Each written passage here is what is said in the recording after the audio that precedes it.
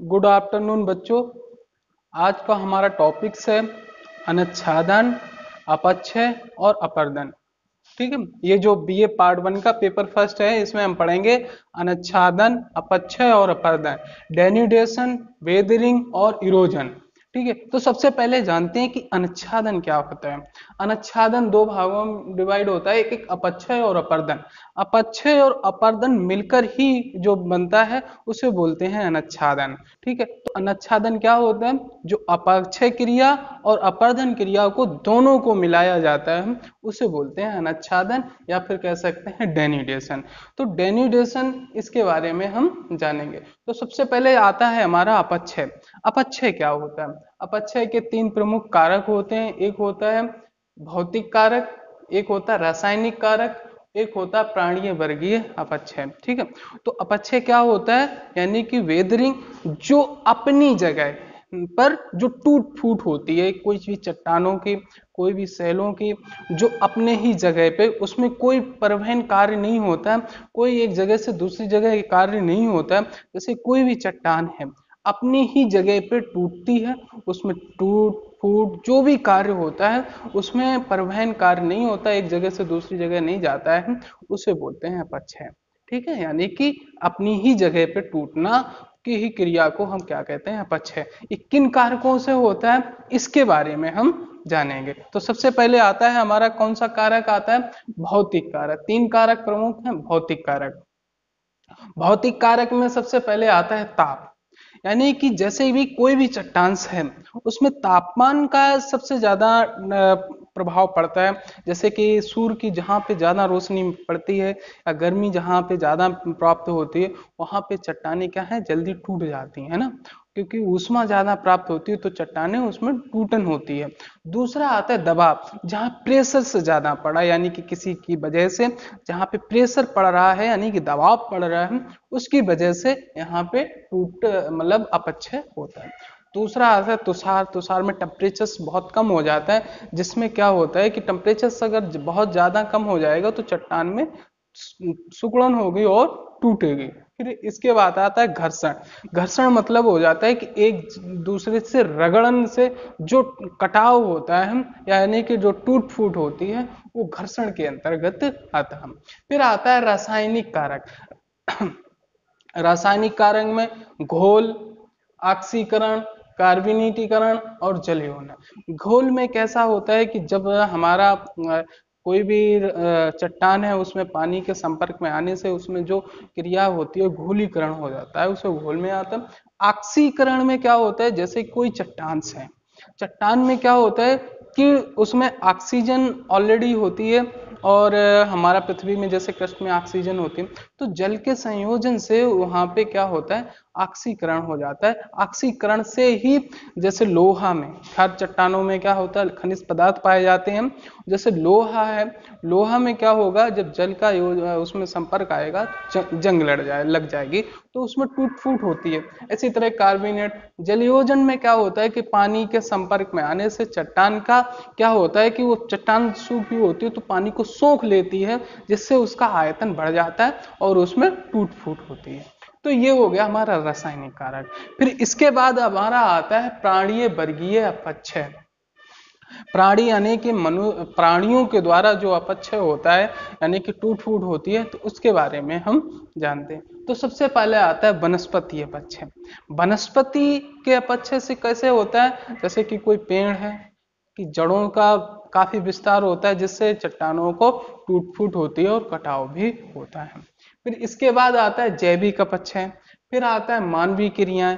मानवीय क्रियाएं भी बहुत ज्यादा होती हैं, जैसे कि किसी भी तरीके से आगे जाना या हाईवे बनाना, उस पर प्रेशर पड़ना, और भी बहुत सी क्रियाएं करते हैं, जैसे कि मकान, बड़े भवनों का निर्माण करना, जिससे काफी प्रेशर पड़ता है पृथ्वी पर, जिससे अंदर की चट्टानें टूट जाती हैं या टूट फूट होती हैं। फिर ये होता है हमारा अपक्षय। ये समझ सकते हैं कि अपक्षय क्रिया ये होती है कि चट्टान के जो मौजूदा हालत में है उसमें ही अपनी ही जगह पे जो टूट फूट होती है उसे बोलते हैं हम अपक्षय। अब आता है अपर्दन। अपर्दन में और इसमें क्या फर्क है, ये एक स्थित क्रिया है, ये है गतिशील, इसे बोलते हैं स्थित क्रिया। स्थैतिक क्रिया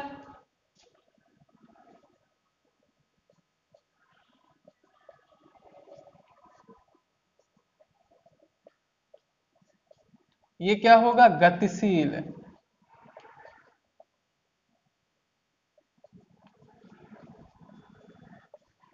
स्थैतिक क्रिया में क्या होता है, जैसे कि कोई चट्टान है अपनी ही जगह पे उसमें टूट फूट होती है, और जो अपरदन में होता है इसमें क्या हो, गतिशील है, यानी कि मुंह मतलब एक कटाव भी होता है और एक जगह से दूसरी जगह जाता है।